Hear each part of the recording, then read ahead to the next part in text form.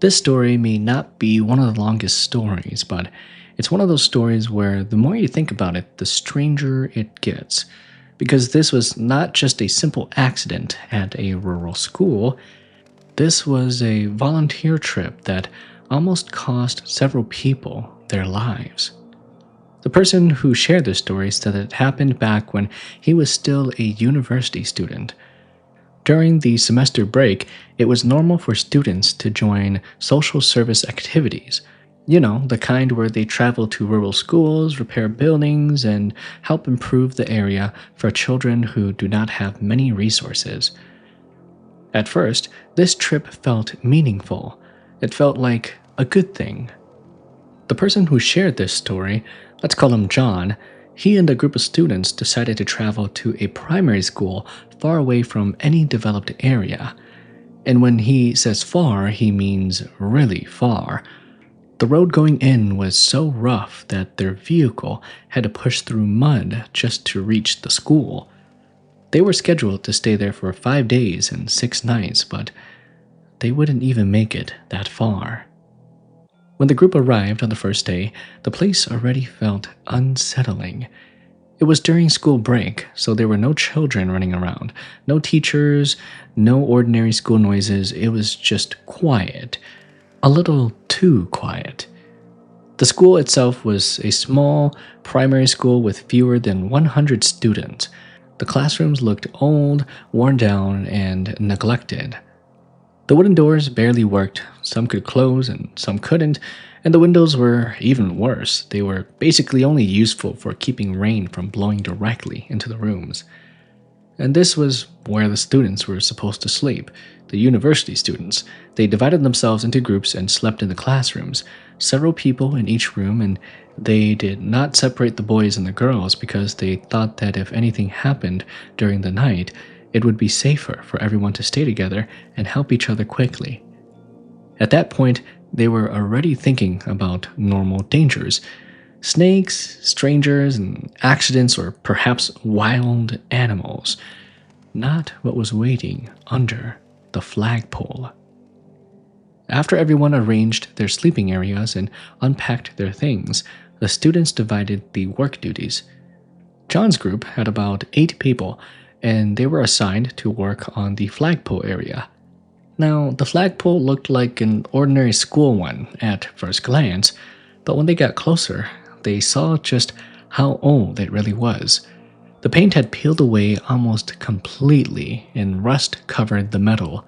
The concrete base was cracked and broken, and in some places, it was so thin that they could almost see the dirt underneath. So, the plan was simple. They would break up the old concrete, pour in a new stronger base, and add steel support, clean and repaint the pole, and replace the old flag with a brand new fresh one. Since they were engineering students, this kind of work was not supposed to be difficult. Basically, it was the kind of thing that they had come here to do. So they picked up their tools and started breaking the old concrete. But only a few minutes after they began, something strange happened. A teacher who worked at the school came running toward them in a panic.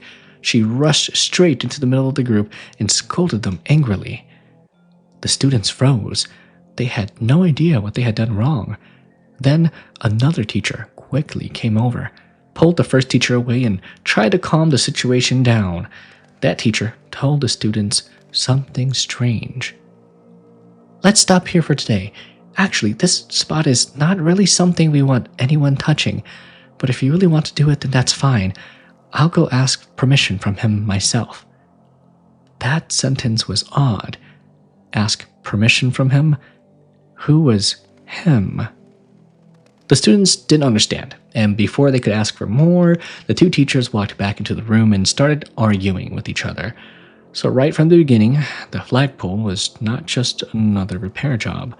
Someone was really afraid of it. On the second day, the students started early. They began breaking up the concrete around the flagpole and carrying the pieces away to dump under the school building. Everything was normal, at least for a while. Then one of John's friends came running back. He said that while he was bending down and throwing pieces of concrete under the building, he saw a man wearing a khaki uniform. The man was squatting there, hugging his knees and staring out from the darkness underneath the building. That image alone would be unsettling enough. A man hiding under a rural school in the middle of nowhere, wearing a khaki uniform, just silently staring at a student. But because there were so many of them, the group just laughed it off. You know, when many people are in a group, that kind of fear turns into joking because nobody wants to admit that they're scared. So instead of treating it seriously, they teased him about it and went back to work dismantling that flagpole.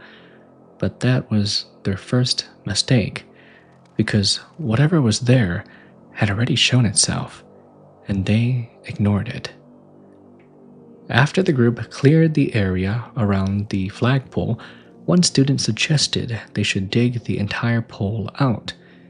The idea made sense. If they could remove it, they could repaint it and reinforce it safely on the ground instead of climbing up on a ladder and risking a fall. So they started digging deeper. And that was when John noticed something strange in the dirt. Alright guys, I know where this is going. They're gonna find the body of a dead person. Anyways, at first, it looked like a piece of cloth, and when he pulled it out, it seemed like a cloth associated with protective or spiritual rituals, but that was not all. As they kept digging, they found more items buried around the base. There was a silver bracelet, a piece of red cloth, some amulets, and pieces of fired clay, and something that looked like a part of a human bone. John did not know what any of it meant, but instead of leaving the items where they are and where they were, he put everything into a plastic bag and placed it near their tools. At the time, it probably felt like the responsible thing to do, but in stories like this, you know that moving the wrong object is usually the part where everything begins to change. Once they had dug deep enough, the group got ready to pull the flagpole down, but there was one thing nobody had thought about. The old flag was still attached. As they began lowering the 12-meter pole, a sudden wind blew in, and the flag caught the wind like a sail, and it snapped violently and pulled against the rusted pole. Then the metal broke. The pole cracked in the middle and came crashing down with a loud, heavy impact. Everyone stopped. The students, the teachers, even the instructors working in other areas turned toward the sound. For 1 second, everything was frozen. Then, someone screamed. One of John's friends had been hit. The flagpole had fallen directly onto his ankle. The injury was bad. His ankle was visibly deformed. The supervising instructors had to take him back into town for medical treatment. And just like that, the volunteer project had its first serious injury. But that was not going to be the last. Wow, talk about bad luck, guys. This is a big lesson already. It's just don't touch stuff, especially if there's like spirits or maybe it's the grave of somebody there, okay? Anyways, if you've gotten this far, please leave a like and subscribe. Let's continue the story. That night, the students sat together in a circle and talked about what happened. One friend, someone who did not believe in ghosts at all, finally said something that made the group go quiet. He said that right before the pole broke, he saw a black shadow rise from the ground and climb up the flagpole. According to him, the shadow reached the top. It began waving, shaking, and pulling at the pole. And then the pole snapped. The strange part was that nobody else had seen it. Everyone had been standing right there, and everyone had been looking at the same flagpole. But only that specific friend saw the shadow. The group didn't know what to say. They wanted to dismiss it, and they wanted to believe that he was imagining things. But by then, too many things were starting to line up. The teachers were panicking, the warning to not touch the area, that strange man they saw under the building, and those buried ritual objects, and now the black shadow climbing up the flagpole. It was becoming harder and harder to just laugh it off like something that wasn't important. On the third day, the group tried to repair the broken flagpole. They attempted to weld the damaged metal, but it was difficult because the pole was so badly rusted and weakened. They worked on it until dusk, but nothing seemed to go right. Then one of the students became frustrated and cursed out loud. He said something like, "What the hell is this? This is so annoying. Are ghosts real or what? The teachers came all this way to help." Those words were careless words, and almost immediately something changed. That friend's eyes rolled upward. He dropped onto his knees, onto the ground, and his face tilted toward the sky. His arms twisted back and forth like he was performing some strange dance or ritual, and then he started speaking. But the words were not understandable. It was not any language that the group recognized, and worse, his voice had changed. It didn't sound like him anymore. And then he got up and began running around wildly. The others rushed in and tried to hold him down. The same teacher who had scolded them on the first day came over with sacred thread and a Buddhist amulet. She placed them around his neck. Only then did he calm down. That night, nobody slept well.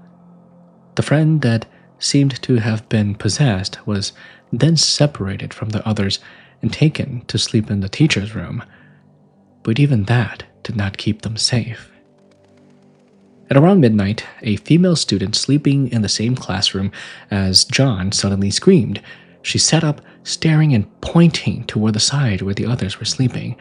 The scream woke everyone up and threw the whole room into panic, and then she fainted. By then, the students knew this was not normal anymore. Something was happening around that flagpole, and it seemed to be spreading outward, touching anyone who came too close. But before they could even recover from that incident, another commotion broke out near the teacher's room. A villager's old pickup truck drove into the school grounds. People quickly carried the possessed friend into the truck and drove away. Then, a teacher told the group what had happened.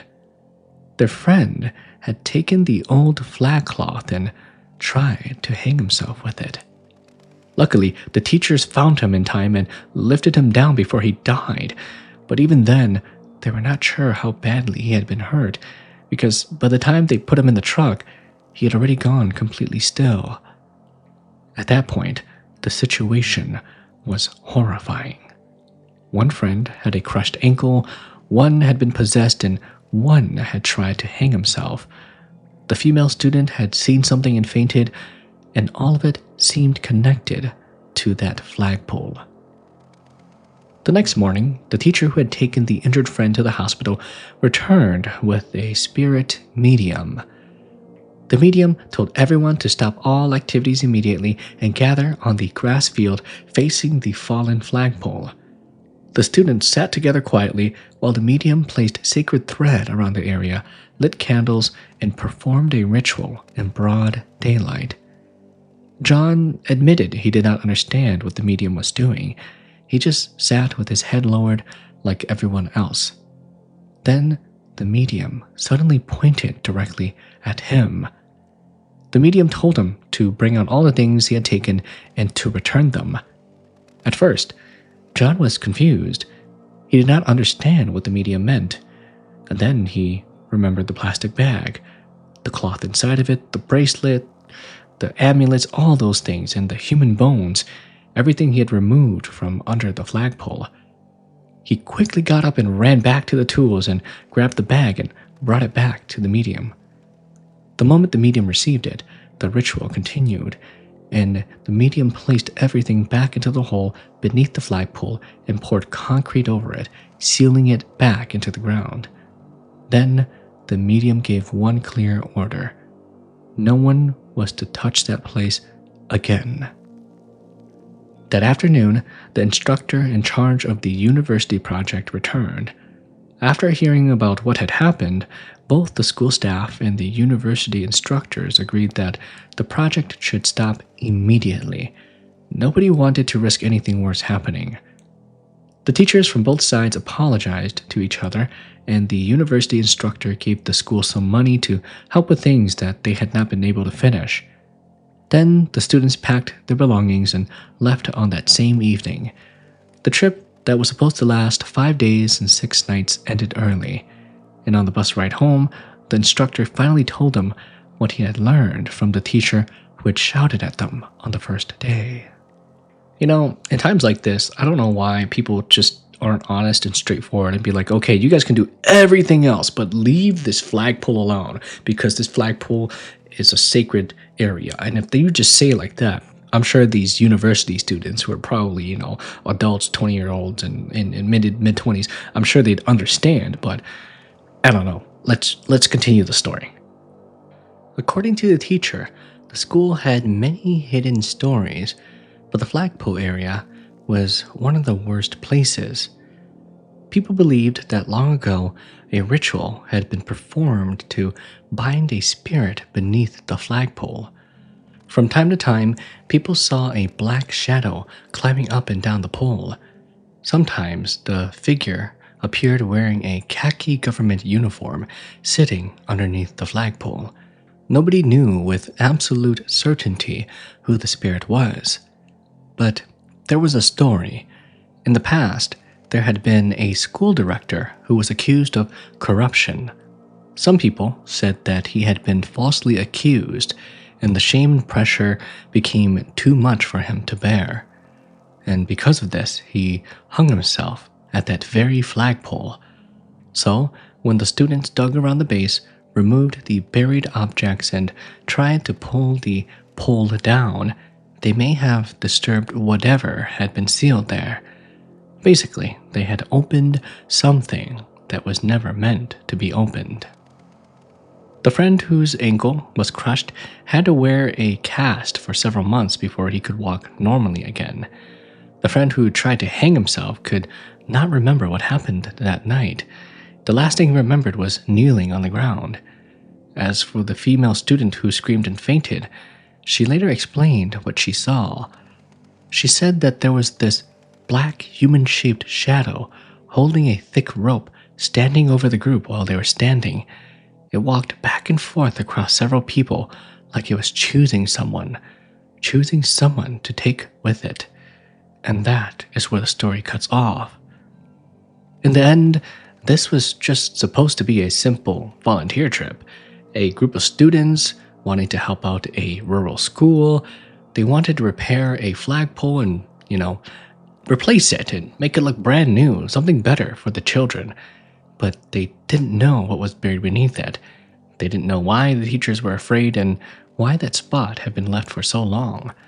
And then, by the time they understood that something was completely wrong, it was already pretty late and 3 of their friends had already been hurt.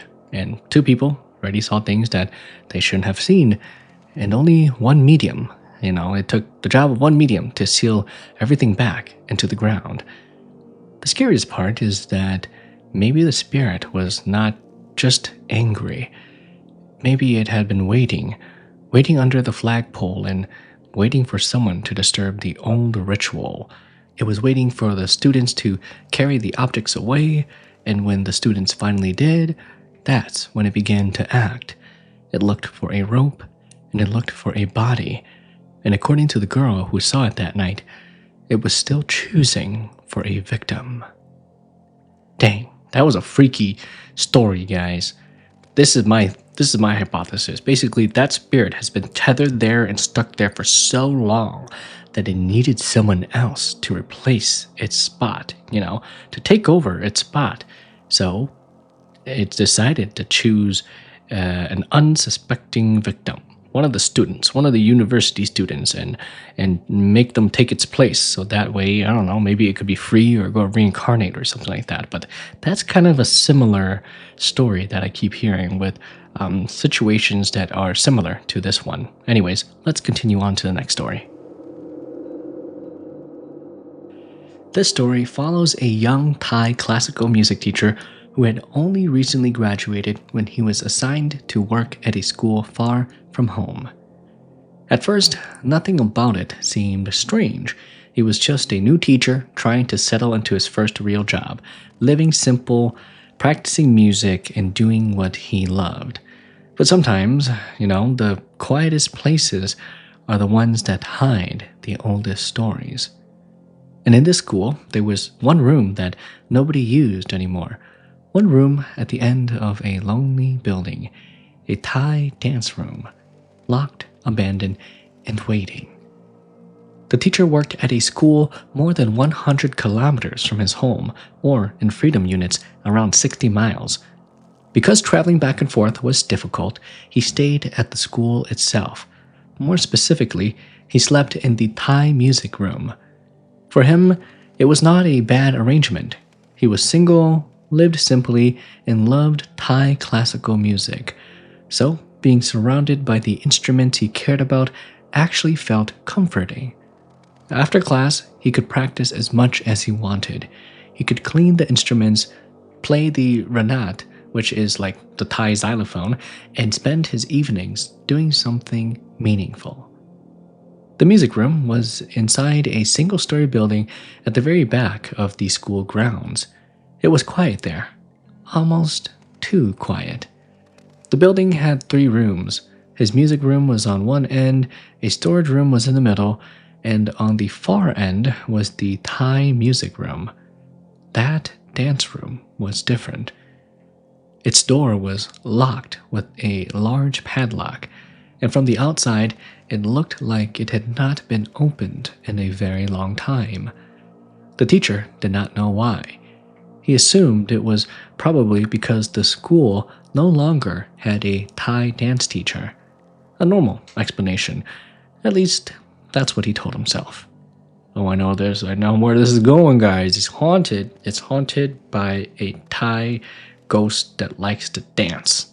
And instead of doing normal Thai traditional dances, it break dances. It pops out air flares and windmills. Anyways, one evening after school, the teacher stayed late inside the music room, wiping down instruments and cleaning everything as usual. He became so focused that he did not realize how dark it had gotten outside. When he finally looked up, the sky had already dimmed. The outside lights of the building were off, so he got up and went to turn them on. But the lights would not work. He was annoyed at first. Basically, he thought that the school really needed to repair things properly. But as soon as he walked back towards his room, he felt a cold breeze brush across the back of his neck. And that was strange. The weather was hot. The trees were still and the grass was not moving. So where did that wind come from? Then, out of the corner of his eye, he saw something dark at the corner of the building. A shadowy figure moved silently and slipped into the Thai dance room, the locked Thai dance room. He turned around to quickly look and see what was going on, but nothing. The padlock was still there, the area was empty, no footsteps, no person, and not a single sound.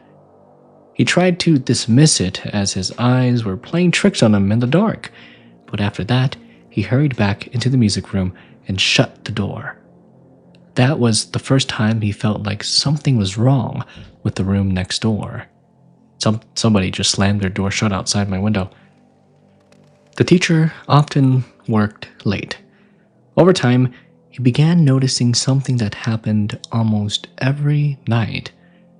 At around midnight, noises came from the room next door. At first, he ignored them. It could have been rats, cats, and maybe students sneaking into the old building. Schools have strange noises at night, especially old buildings with storage rooms, broken windows, and empty spaces. But the sound came at the same time every night, midnight, again and again. And after a while, the teacher just could not ignore it anymore, because when something repeats like that at the exact same time in the exact same place, it stops feeling random. Instead, it starts to feel intentional. The next evening, while the teacher was sitting in the music room playing on his xylophone, two students came in. Their names were Kit and Non. They told him that they wanted to learn Thai classical music and asked if he would teach them. The teacher was happy to agree. He had been hoping more students would become more interested in Thai arts and culture. He had been playing alone for so long that the idea of forming a small Thai classical music ensemble actually excited him. So the lessons began. That evening, they practiced until it grew dark. Then Kit asked him to use the bathroom behind the building. Not long after that, Kit came back running, pale and terrified. He told the teacher that he had heard someone groaning near the corner of the building, close to the Thai dance room. He thought that it might have been drug users or troublemakers sneaking onto the school grounds. And that sounded possible enough, so the teacher decided himself to check it out. He grabbed a metal pipe just in case and quietly led Kit and Non toward the locked dance room. The three of them crept towards the dance room and hid near the door. They listened closely, trying to figure out where the sound was coming from. Then they heard it, a low, groaning sound. But the more they listened, the more it changed. It was not just groaning, it sounded like crying. It seemed to be coming from inside the dance room, the room with the locked door. Nobody moved. Nobody spoke. The three of them stayed frozen in the dark, listening as the sound came closer and closer, even though there was no way anyone should have been inside. Then it stopped, and in the silence that followed, the teacher could hear his own heart pounding. At that point, nobody cared whether it was a person or a ghost. They did not want answers anymore. They wanted distance. All three of them bolted. The teacher jumped onto his motorcycle, and both students climbed on behind him without needing to be told. As he drove them home, none of them said a single word about what had just happened. But the teacher still had to go back, because his room was there, right beside the locked dance room. After that night, life stopped feeling normal. Whenever the teacher was inside the music room, he felt like someone was watching him from outside. When class ended, he locked the door quickly. He tried to act normal, but the feeling stayed with him. Then, the dream started. Every night, he saw a woman. The image was blurry at first. She wore a Thai dancer's costume and a headdress. She danced gracefully, moving with the soft, careful beauty of classical Thai dance. But the dream always changed. The headdress would always break and fall. Her face would turn dark and bruised, and her tongue would push out from her mouth. Blood would flow from her eyes, and then she would scream in a horrible, drawn-out voice before everything went black. He dreamt this over and over again for a whole week. The same dream, the same woman, and the same ending. At some point, he realized that this was not just stress. It was too specific, too repetitive, like someone was showing him the same scene every night because he had not understood it yet. So he decided that he needed answers. The music teacher went to an older teacher at the school, someone who had worked there for many, many years. He told him about the shadow, the sounds, and the dreams, and what he saw. And this is when the old teacher's face went pale. That reaction told him more than the man's word did. You see, the older teacher only replied with, "It's nothing." But it did not feel like nothing. It felt like a secret. The music teacher became more determined.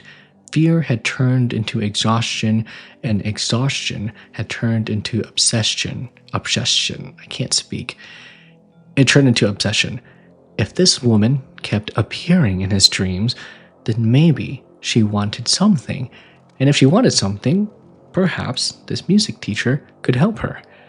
Or at least he could try to make it stop. The next night, at around midnight, the teacher heard a clattering sound come from inside the dance room. This time, instead of running away, he forced himself to walk toward it. He stood in front of the locked door and searched for a gap between the wooden panels.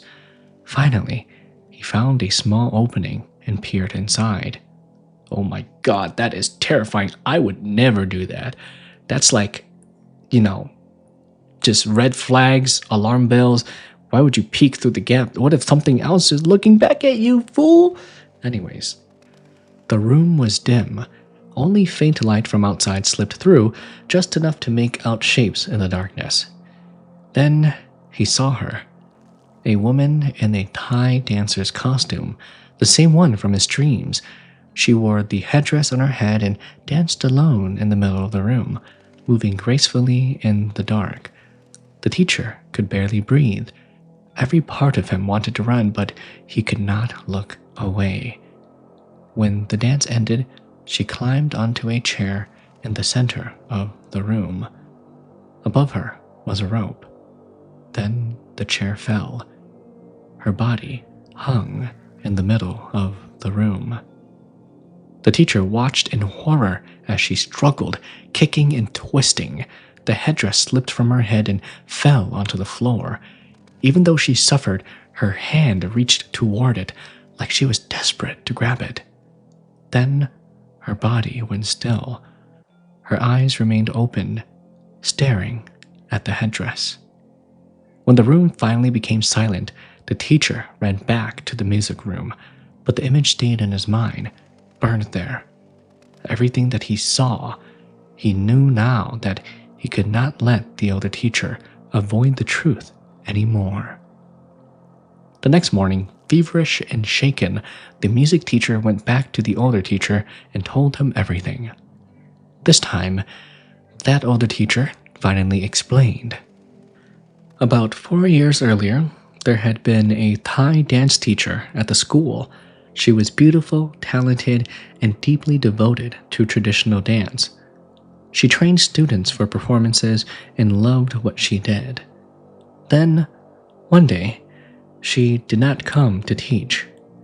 Her students went to the dance room to look for her. They heard Thai classical music playing from a CD player inside, looping over and over again, but the door was locked from the inside. They called her name and no answer. And then the smell began. Eventually, the school director ordered the door to be forced open. Inside, they found her wearing her dance costume.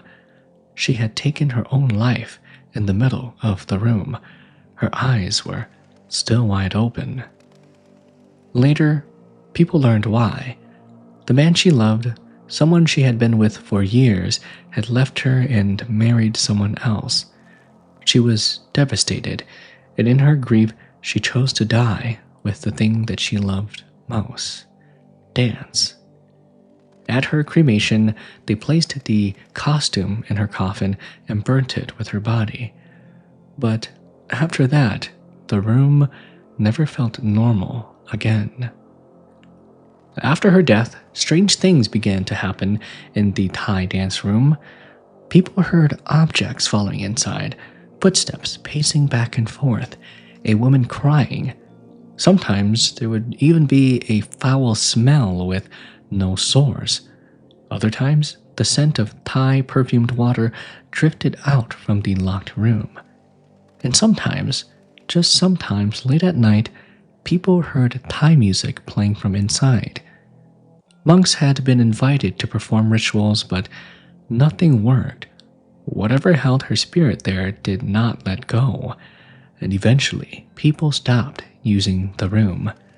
The room then got locked and it was abandoned, and for many years, nobody dared to open it. The music teacher was still afraid after hearing all this. I mean, I would be. But now he also felt sorry for her, because if what he saw was real, then her spirit was trapped in the final moment, repeating that death over and over again. And the more he thought about it, the more one detail bothered him: the headdress. In his dream, the headdress always fell. In the vision through the door, the headdress fell again, and even as she died, her eyes stayed fixed on it. The older teacher said that the dancer's costume was cremated with her body, but he never said anything about the headdress. So the music teacher started wondering, what if that was what kept her there? What if the thing she loved, the thing she reached for in her final moment, had been left behind? Once that thought entered his mind, he could no longer ignore it. He ran to the dance room and broke the padlock with a hammer. The moment the door opened, a freezing wind came out. It was cold in a way that felt unnatural, like it had been sealed inside the room for many years. A foul smell hit him, and every hair on his body stood up, but he went in anyway. He searched every corner, feeling the whole time that he was not alone. Something unseen was in the room with him, watching. Then, behind a storage cabinet, he found it. The headdress, the same shape as the one from his dream. The teacher understood. This was what she had been reaching for. The next day, he took the headdress to a temple. He made merit, poured water to dedicate the merit to her, and burned the headdress so that it could be sent to her in the afterlife. After that, he returned to the dance room and lit up incense. He told her that he had done what she wanted, and he asked her to move on, to go in peace. Then, a strong wind rushed into the room. The incense went out immediately, and a sound echoed right beside his head. That was enough. He ran out. Back in his music room, he locked the door and sat there terrified. He had done everything he could think of. He found the headdress, he burnt it, and he made merit. So why did it still feel unfinished? What else did she want? That night, he fell asleep from exhaustion, and he dreamed of her again. This time, the dream was different. She danced as usual, but the headdress did not fall. Her face was no longer swollen or dark. Her tongue was not protruding, and she was beautiful, calm, and graceful. And that was when the teacher realized something. Perhaps the headdress was only part of the missing puzzle. Maybe what she really wanted was not the object. Maybe she wanted to dance one final time. That week, the teacher gathered the students in his Thai music club and began teaching them the piece he had heard in his dream. He refused to say exactly what the song was, but he trained them carefully. For a month, they practiced. This was not just a performance, it felt more like a ritual. The students understood why they were doing it, and some of them had once been students of the dance teacher when they were younger. They had heard the stories, they knew about the room, and even though they were afraid, they wanted their former teacher to finally be free. When the ensemble was ready, the teacher and about 6 students carried their instruments into the dance room and arranged them there. Everyone was nervous. The room was still eerie, and the air felt heavy. The lights still didn't work, but this time, the teacher had a purpose. They were not there to investigate. They were there to play. Near midnight, the group gathered in front of the dance room. The teacher tried to be brave, though he was still afraid. He opened the door and led the students inside, and this time the air was different. A gentle breeze brushed past them, cool but not hostile. The room smelled faintly of Thai perfumed water. not rot. Moonlight and outside light entered just enough for them to see, and each student took their place. The teacher took out his instrument, and he checked the time. 11:55. Then they began.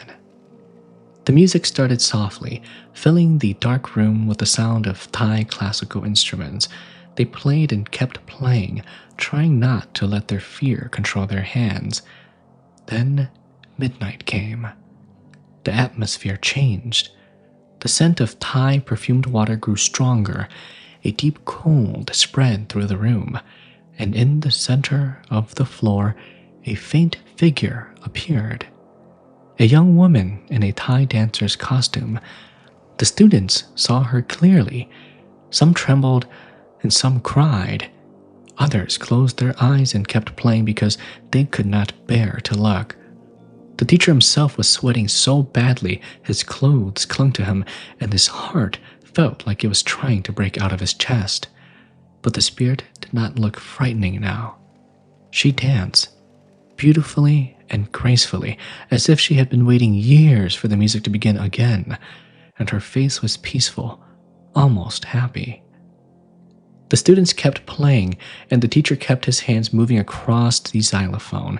Nobody stopped, even though every one of them were terrified. They played for her, and she danced, and not long after midnight, the spirit slowly disappeared. She left behind only the faint scent of Thai perfumed water. For a moment, nobody spoke. Then the students began crying, maybe from fear, maybe from relief, or perhaps because they had just watched something sad finally come to an end, and the teacher felt relieved as well. He finally understood all this time what she had been trying to tell him. She did not only want the headdress, she wanted one last dance with music. After that night, the strange events in the dance room stopped. No more crying, no more footsteps, no more falling objects and strange sounds.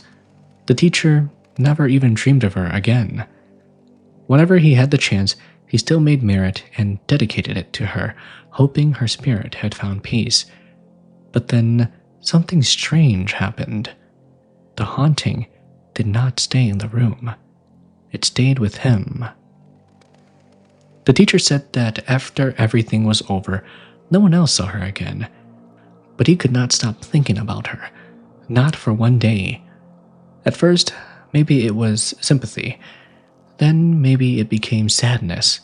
Or maybe, when someone touches your life in a way that it was terrifying and beautiful at the same time, part of them stays with you.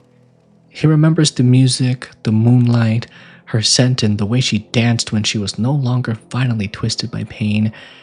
And sometimes, in his darkest thoughts, he wondered whether one day he too might follow her. Not because the room called him anymore, but because some part of him never fully left that midnight performance. Maybe the dance teacher found peace and she moved on, but the music teacher? He kept on remembering her again and again. And maybe that was the final thing that the room left behind. Oh man, talk about a good story, guys. Okay, first of all, wow. I am giving this teacher some applaud because he's willing to sleep and stay at the school. Like, none of the teachers here in the US of A would ever do that. I would only say like a small handful of teachers, especially in today's economy, in today's situation. I don't think people even want to go into teaching anymore, but this story was like a long time ago when CDs and flip phones were a real thing and when teachers were still very valuable and respected. But now, kids these days can't even read an analog clock or know their street address and are just brain dead, brain rot children. But I really highly praise this teacher for being so passionate about his subject and bringing all these students together and solving the mystery, even after all these dang monks came to try to cleanse the place. And, it just took one music teacher to come and, give the spirit of the dance teacher some peace and help her move on into the afterlife. Anyways, thanks for watching, guys. Bye.